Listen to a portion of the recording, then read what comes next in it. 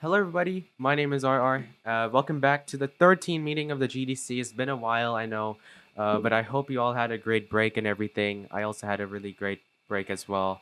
It was a really restful break, and I'm back on again, and I'm pretty sure we all are ready to start making the game again.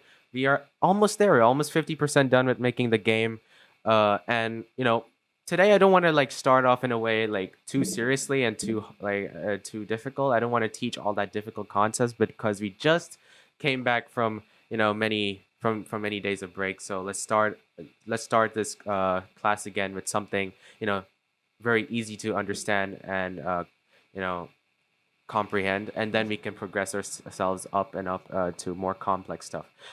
This time, yeah, there's so many great stuff to announce. Like not really announced, but like to talk about, like in this new section when we're making this rocket game. There's so many cool Unity features that we haven't talked about yet, and I'm really excited to talk about them as we progress on into these GDC meetings. So again, thank you guys very much, for keeping yourself on track and keeping yourself interested, attended all the times, keeping yourself super attentive, and yeah. So today's the primary focus of today's meeting is to talk about prefabs and instances. So I wasn't really like clear when I was specifically talking about the differences between the prefabs and instances. There is quite a huge difference between them, although they do have some overlapping similarities, or we can say there's some overlaps between each other that kind of misleads us into thinking that they're the same thing when really they're not. Another thing that we'll talk about is constraining, rigid body constraints. We did do this again. We did do this like in our last game project with the maze game.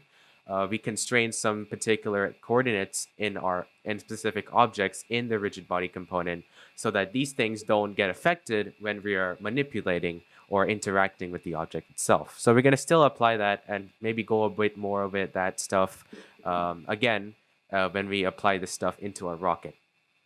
We're also going to talk about some common bugs that comes along when we're making our games, especially with things where we will interact as if we will collide ourselves with obstacles, or maybe we have a lot to do with the interactions with the object and some sort of obstacle. Usually, a lot of problems take place whenever we do something like this in Unity, and I'll make sure to teach you guys how to find a way specifically to get over that problem and find a really great alternative solution to that kind of stuff, so that you guys never get those problems ever. Obviously, getting glitches in games is never good, so I'm really glad to address this out and find some specific solutions, which will help you become a better debugger and a programmer. Another thing I'll talk about is drag. I'm pretty sure like when you were like playing along with your rigid body components, you saw something about drag in those options. So today we'll go over more on that and really try to make our game more realistic. The thing that we're trying to aim for, remember the intention to execution, that type of principle. We're trying to follow that kind of principle in this game project as well. Another thing we'll talk about is how to manipulate gravity. So there is a system in the settings where you can actually just change the gravity of the entire Unity game you're making. So you don't have to like make a code for yourself per se. Rather, you can just go to these settings and you can literally just change the number and boom, you're just done. Rigid body will think that instead of the gravity being what it was originally, it will change to what you have intentionally what you have specifically asked for. We'll go more on that. I know it sounds a bit confusing, but you will get it once you once you see that. Again, there's also timestamps attached to this video, so if you feel like you don't want to watch this entire video, you can just look down at the timestamps and look at a specific part of the video that you are looking forward to find an answer to. And finally, we will introduce ourselves with audio, because audio is an important part in video games. It's something that we can't really make a game without. It's something that we are born with, ears, right? And we should kind of make use of that. And honestly, once we start implementing audio in the game, it will try to make our game more complete rather than just incomplete. And you could perhaps, apply these different concepts we'll teach you today in the GDC, and perhaps add it into your old game projects for practice. But don't worry, today we're just gonna get into it, just start the introduction of it, not really get fully in depth into it. But the goal by the end of today is to make sure that we get some sort of audio, some sort of output of audio, some sound when we play the game, and we will go more on that once I tell you what I'm trying to specifically do. All right, so let's begin. And without further ado, let's dive in. Okay, so let's talk a bit more about prefabs and instances. We should go back. Let's just actually introduce what these two things are, then we'll go back to Unity itself. So let's understand the distinction between these two concepts. So we kind of know what a prefab thing is. It's something like a template. It's like a drag and drop thing that we could apply and specifically use whenever you want to apply it in different scenes. And when you want to commit a change, you could change into that prefab, make any changes in that prefab thing, and it will apply to all the things that all the things that are in the environment. In all the scenes where you apply that prefab, it's going to change. And it's such an efficient way of doing so because instead of it going one by one for each different game object of that prefab in the environment, then it will kind of be a hassle to do that individually. So prefabs, just changing it there, can apply the changes to all the prefabs that you put into the environment. We have a specific word for that, but I won't go into that to avoid confusion. So just remember that they're templates and like drag and drop kind of items that you can put into your scenes, but they're never found in scenes. It's the instances of those prefabs that are. So keep that in mind. Changes made in the prefab will affect all the instances of that prefab. Okay, so what I'm trying to say here is, let's go back to the Unity project that I made. Let's say that I clicked on this rocket, right? There's this rocket that's in the environment, but it is a prefab. How do we know it's a prefab? Well, you see that cube, remember? Anything that has that blue color cube next to that name of that object, that's a prefab. It's just an indication. So over here, this is the prefab found in the project panel. Remember, as I said, it's not found in the environment. This is just basically this thing that's in the environment. I think I should... By the way, if you ever feel like your window layout is so lost, just go to Window, Layouts, and just click on Default. And it will just change the default. It will just change the layout of your entire Unity thing back to what it was in default. So the reason why I wasn't able to click the rocket was because I was in game mode, not in the scene mode.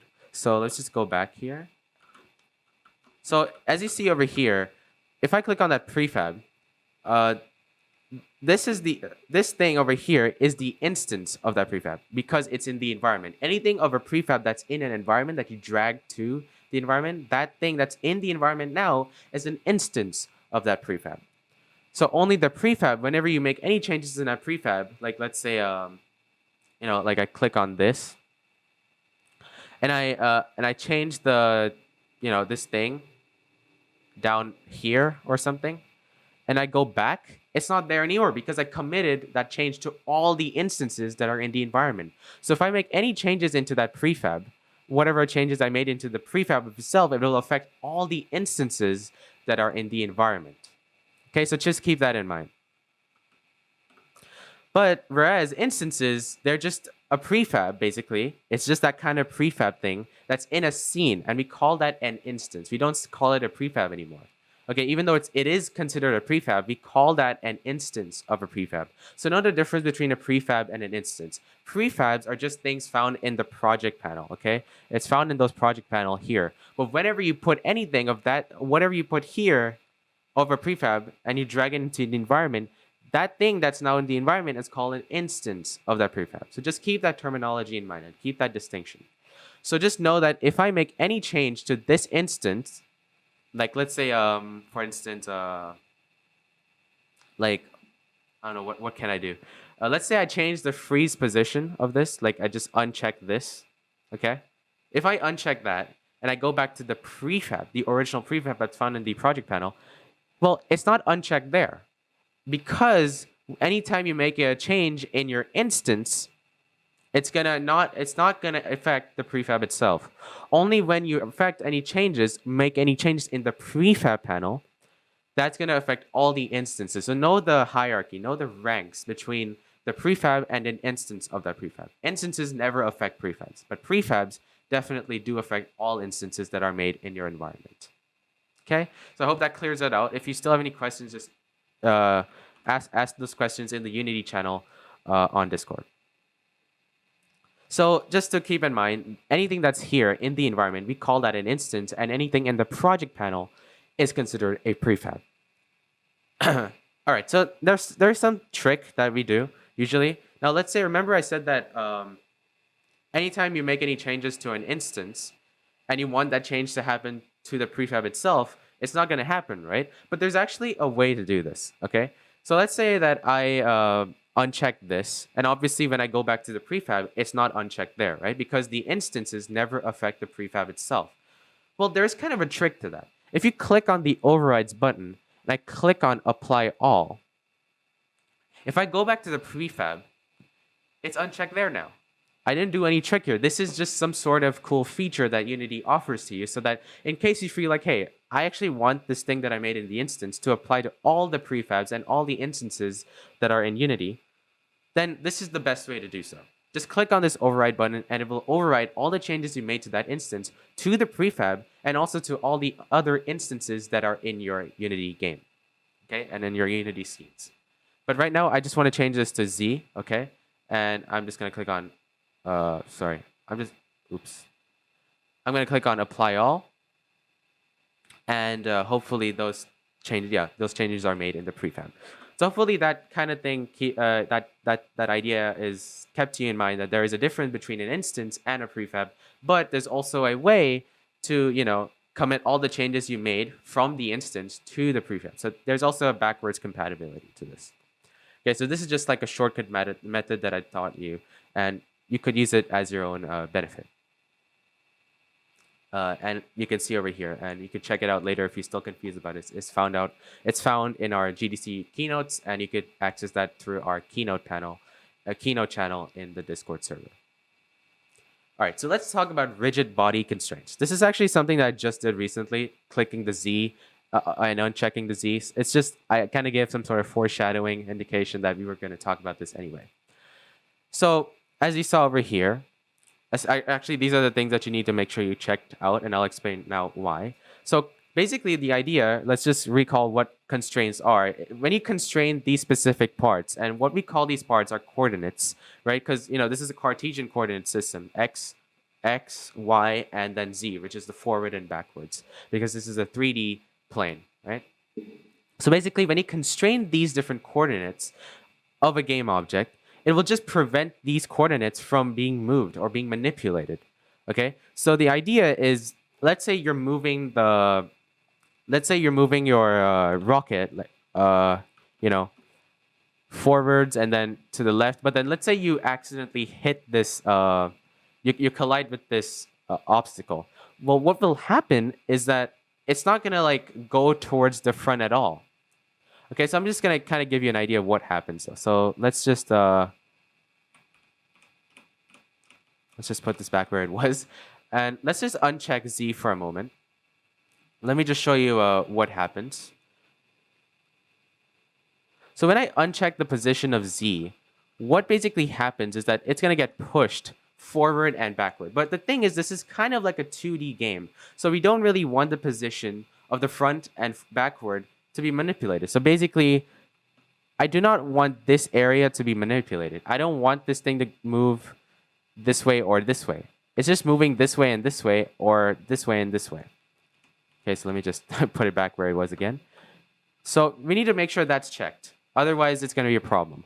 Also, if you don't freeze these different rotations of X and Y, then what will happen? I'll just show you what happens. Let's not spoil the game for you. Basically, if I turn around, it's going to change the angle, and sometimes it's going to move forwards and backwards, and that's, again, something that I don't want.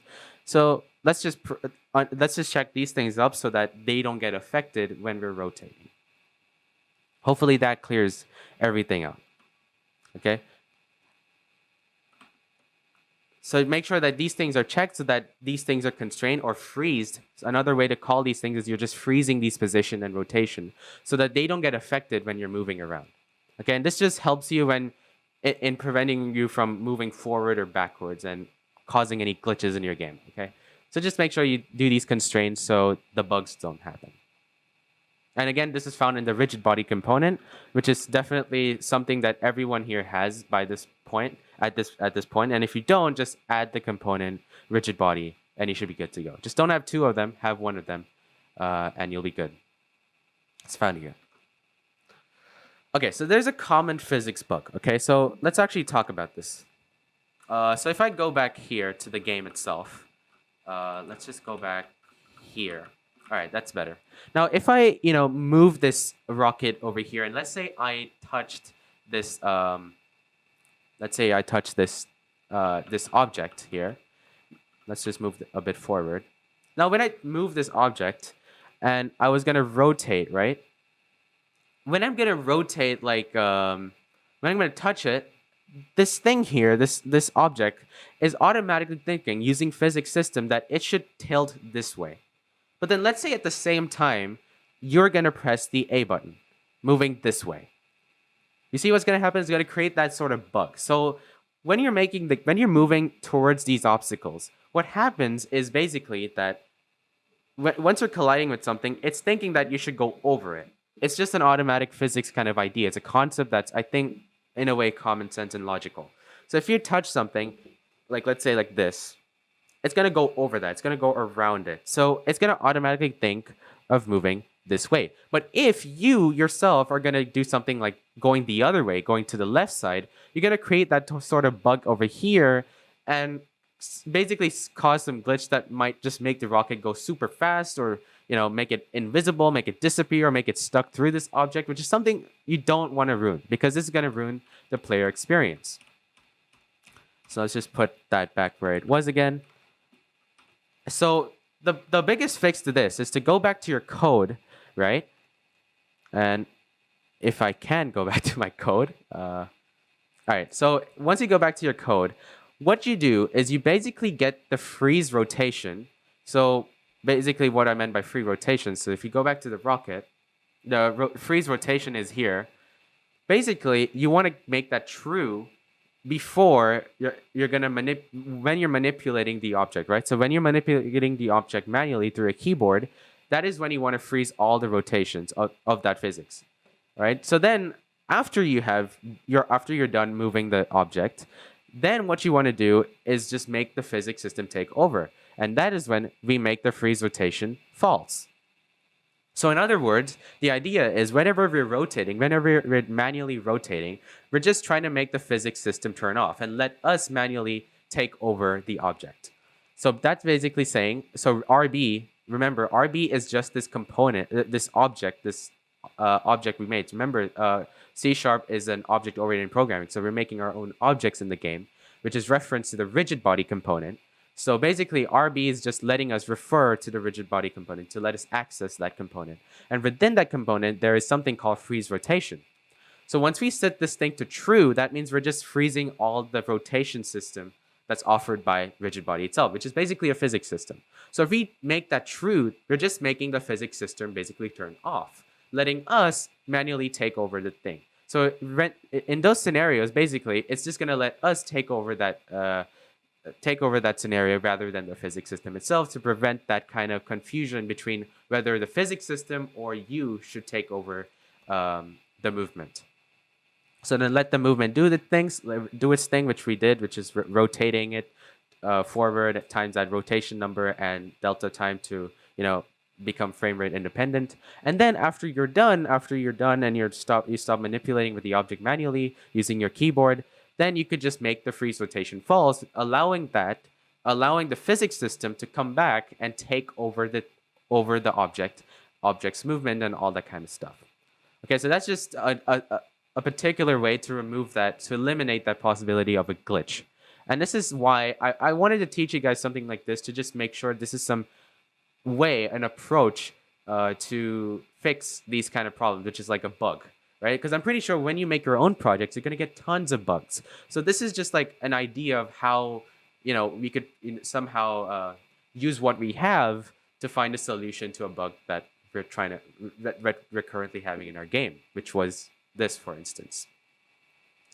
So it's already mentioned here, like there's all that glitch, and you could check that later. So the idea was to use that freeze rotation system that was given by the rigid body, and just manually freeze everything, and then unfreeze that kind of rotation once we're done moving the object through our keyboard.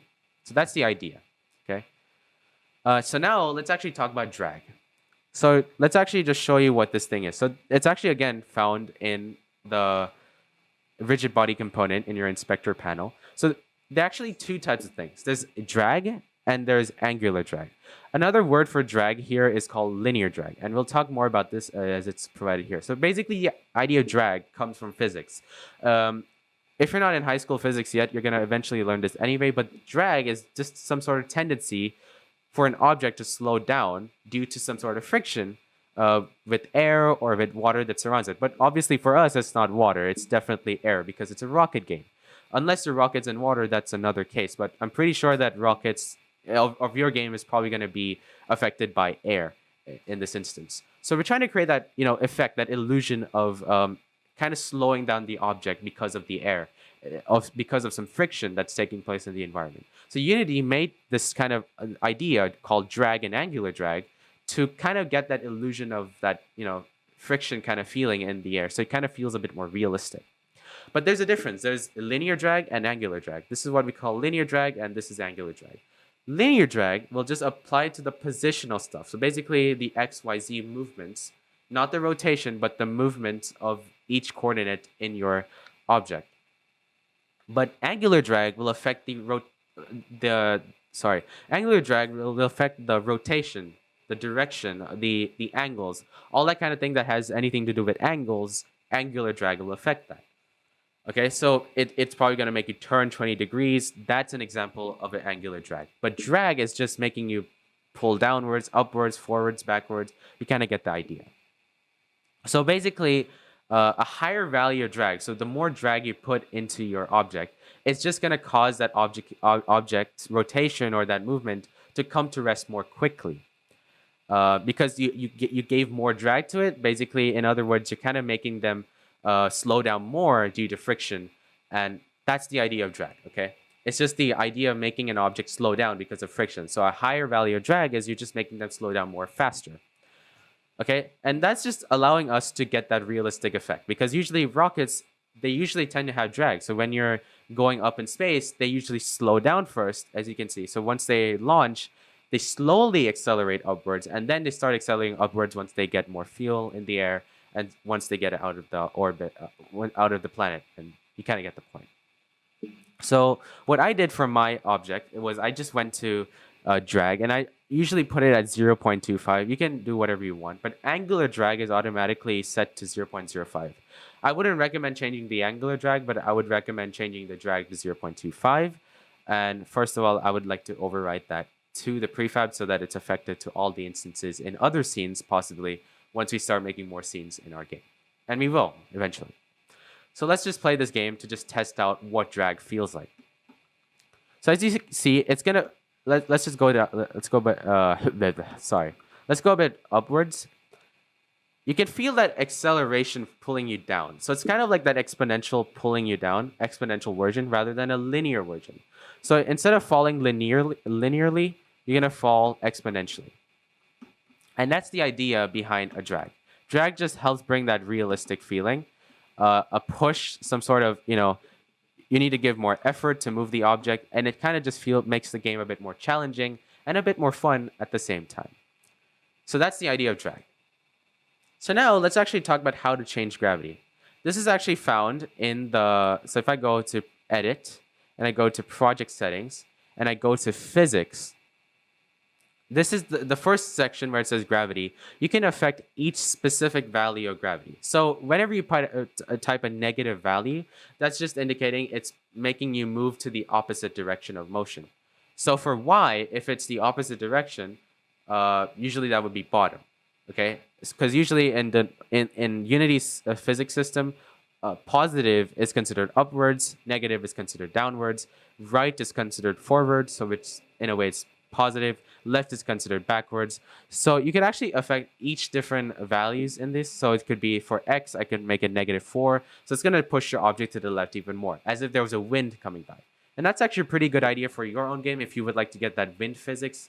So it makes your game a bit harder to move forward and just makes it a bit more challenging, give that challenge to the user. Then make sure to add that kind of feature. Just make the X value to some small negative value, like -4 point whatever you want. And that's just going to allow you to get that wind effect that you wanted. Now, if you don't know what 9.81 is, -9.81 is the acceleration I won't say acceleration due to gravity because acceleration due to gravity is a positive value, but it's just basically the acceleration of gravity provided by planet Earth that's pulling you downwards. Okay, so this is just a standardized kind of value that planet Earth uses, but you can manipulate that anytime you want if you want to do that. But that's on you if you want to do that. So just keep in mind that negative pulls you the opposite direction. Positive just makes you pull to that direction. Okay, so it gives that kind of pull effect, gravity. It's just pulling you to that specific direction. Okay, so let's actually introduce ourselves to audio. Okay, audio is that thing that we wanted to talk about today. So let's make sure we end this meeting with something that's audio related stuff, audio related content. So let's actually introduce ourselves to the concept of audio. We know that a game cannot be complete without having some kind of audio. You know that many games have some sort of background music playing while you're playing the game itself, or some sound effects. So when you grab an item, you get some sort of effect, or when you grab a trophy, you get some sort of success sound effect, or if you get hurt, you get someone getting an ouch kind of sound effect. I don't know, but if you hear if you slash your sword, you get the slash sound effect. You kind of get the point.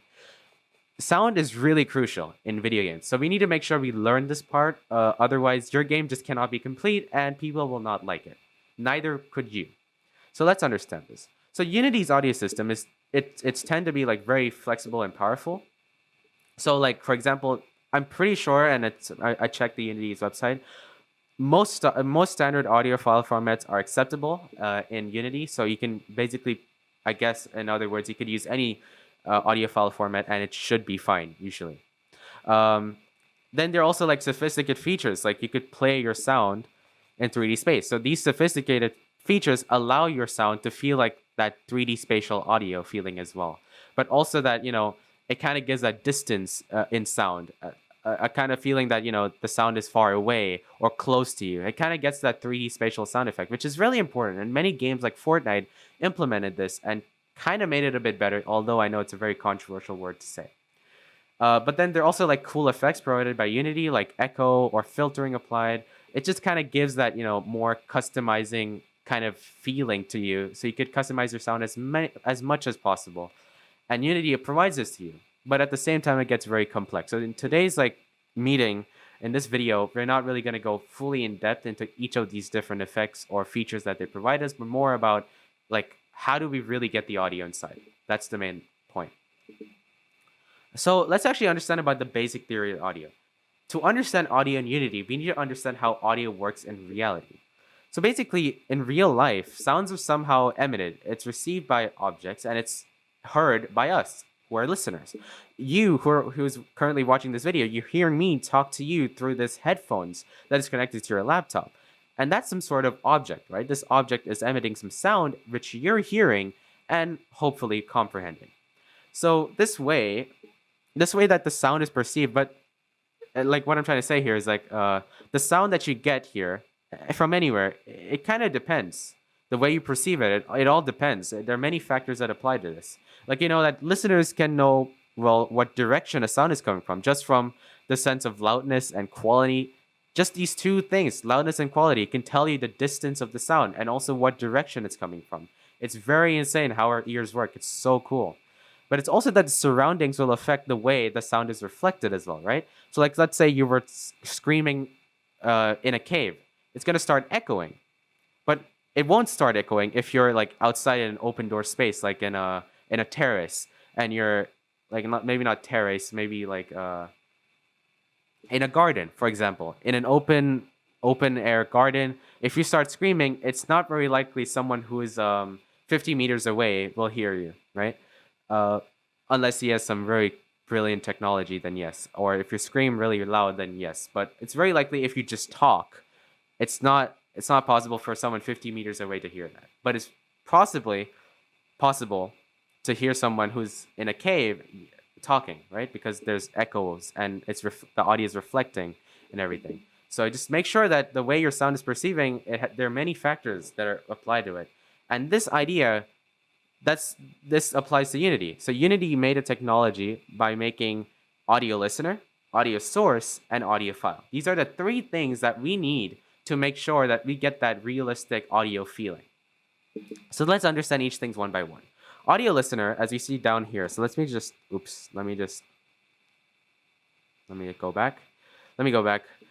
So you see this listener thing? Listener is just basically you. It's you listening to the sound. That's the thing. That's the technology in Unity game engine that's allowing you to hear the sound itself, right? And then we have an audio source. Now this is a component, just like rigid body, just like the transform, just like all that kind of stuff. This is a type of component that you can add to your game object in the inspector panel. This audio source is what's really letting you play the audio. It's letting the game engine know, it's letting Unity know that, yo, we need to play this audio once this object is present in the scene, right? And then there's this audio file. You attach this audio file into the audio source component so that,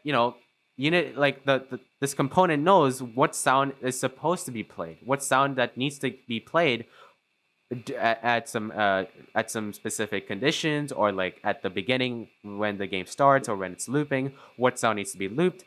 This is what determines what sound needs to be played. This just determines where to play the audio, or just telling the Unity itself. This thing literally just tells Unity to say, hey, we need to play this audio right now, and we are the audio listener. So that's the idea. This picture I hopefully should help you understand what we're trying to talk about. The source is just the audio. So the audio file is like what is over here, right? It's just that audio file we need. We attach this audio file to a source, like a game object, and that game object is attached. This audio source is attached to that game object, and that is what's telling Unity that we need to play the sound and via the listeners. So just keep this in mind. Audio file, again, is the thing that's getting played. Audio source is the thing that's telling Unity that we need to play this song or this audio, whatever it is. And the audio listener is us hearing the audio, the output, basically. All right, and I'm going to talk about what these things are now. So in the Rocket, Rocket or any game object, currently right now it's the Rocket for us. If we add a component, it's called audio source.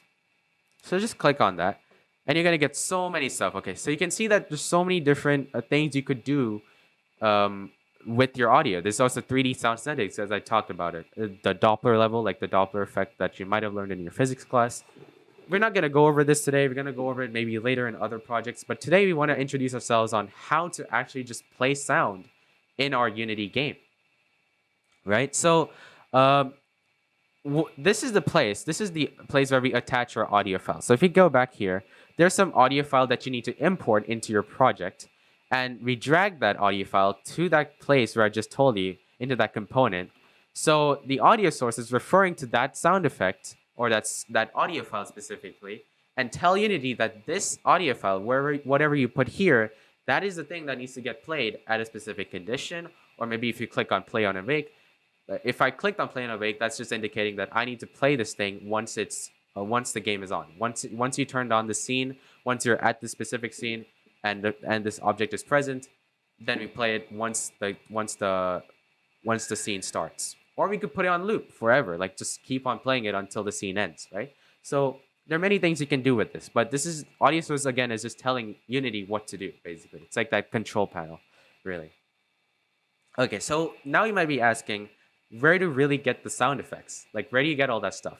Well, I found a website. It's called freesound.org. It's attached. It's found, not, why did I say attached? It's found in the GDC resources, so you could, go ahead, check it out anytime. And just you need to like register, otherwise you cannot download it, but everything here is for free. Okay, so just when you go over here, just search for Rocket Boost or something, or Rocket Sounds. And you should see so many different things. But the thing that I really liked the most was this one. So it's just a Rocket Boost, a pretty good Rocket Boost sound effect. Once you click on it, just click download, and you should get that. Okay, so then what I'm going to do is I'm going to drag that, go to Unity, and just drag that over here. Now, obviously, this isn't the right place to put it, so let's actually organize our project area. So let's just put this in the assets, and let's create a folder. And we're going to call this audio, and we're going to drag that into here. Okay, so we have that kind of organization happening in our game project. Okay, so let's just save this for now. Let's go to the Rocket thing and go back to the audio source. And let's drag that thing, sorry, let's drag that thing over here. Okay, so this is the audio clip that we want to put, and we're telling Unity that this thing specifically needs to get played once this object is present and once that object is present in the scene. And play on awake basically says that once the scene opens, just start immediately. That's what it means, play on awake. And I'm going to mark this thing on just to ease out the process right now, because the goal for today's meeting is to just make sure that we get some sound happening in our game. Okay? And in the next meeting, which is like basically next week, we'll just find out a way where we can like use spacebar, and that's the moment. The moment we press spacebar is the only time that sound effect should open, because that kind of gives that kind of a realistic feeling that it should only play the sound once we're using the thrust itself, which is the spacebar button. We access the thrust through the spacebar button. So we will go through all that kind of stuff, go through all that coding kind of commands that you all need to know in the next meeting. But right now, the goal is to get that sound effect. So let's actually test whether it's happening or not. So let's save it and let's play it. We get the sound effect, right? But the thing is, it's not playing the sound when I'm pressing the spacebar, as I said. And it ended. Why? Because, well, we didn't put it on loop. We just played it on awake, but that's not the same thing as loop. So if I click on loop and I click on play again, the thing should be playing all the time. But I want this thing to only play when I'm pressing the spacebar or holding the spacebar as much as I am. Okay? As much as I'm, holding a spacebar, that is the only time that the sound should be played. No other time. So we will fix those things in the next meeting, but here are some things that I heard from many people that they weren't able to hear their audio. And if that's something that's happening to you, like when you're playing your game, but you cannot hear any audio when you're playing the game in the game panel in Unity, then here's some stuff you should do. Okay, the first thing is go to your project settings, go to audio, and change the system sample rate from 0 to 1. So change it to 1, basically. Okay, that's the first thing. Another thing, usually a common like a silly error that people make is that they click on mute audio in the game panel. I'm just going to show you that right now. So if you go to the game panel right now, there's a mute audio button. And once you click on it, it kind of just gives that highlighting effect, which indicates that you muted the audio. But to unmute it, just click on it again. And if you don't see any kind of like, gray or light gray color highlight on that, it just indicates that you unmuted the audio and you're good to go. And again, if you're wondering where's project settings, go to edit and and the project settings is found there. And then go to audio and change the system sample rate from 0 to 1. And I already done that, so I'm good to go. And always make sure you save the game. Let's just debrief about what we did today. So first thing, we talked about the differences between prefabs and instances. So if you're still confused about what's going on with prefabs and instances, what's the difference between them, you could always ask the questions out either in the comment section in the YouTube video right now, or you could go to the Unity channel on Discord, and I'm pretty sure there are a lot of people who can help you out and get the answers for it. Another thing we talked about was rigid body constraints. It just helped us freeze specific coordinates, freeze specific rotation angles, so these things don't get manipulated when we're moving our rocket. So it just doesn't create any glitch, or it doesn't move our rocket to another direction or forward. And it's just a great tool to use, because without that, we cannot do anything. Okay. Also, we also found a way to do common physics bugs. So like my point is we found a way to fix common physics bugs that's usually encountered when we make Unity games, especially when you're interacting your object and colliding with an obstacle. Usually some errors happen whenever you're trying to go against the physics system. So then we use the freeze rotation thing from the rigid body object, and we just turn it to true and then set it to false once we're rotating the object. And if you're still confused about that, go back to the timestamp. And if you're still again confused about it, contact us on GDC Discord or anywhere, even in the comment section, and we'll be able to help you out. We learned about drag as well to bring that realism, and we also were able to figure out how to change the gravity manually to efficiently find a way to just ease out the gravity system and not make our own program, our own code to change that gravity value just because it's not there. Well, it is there, so you don't need to make your own program. And finally, we introduced ourselves to audio, and finally found ourselves to get audio out of our game, to hear it, to receive some sound, and also find some ways to debug sound in case you're not getting that audio sound effect out from your game panel. So that's basically it for today. I hope you found this video very interesting and also this meeting very interesting. And I'm looking forward to see you next week once we start implementing our audios in several different cool ways. And that's it today. So thank you guys and catch you later. Stay creative. Peace.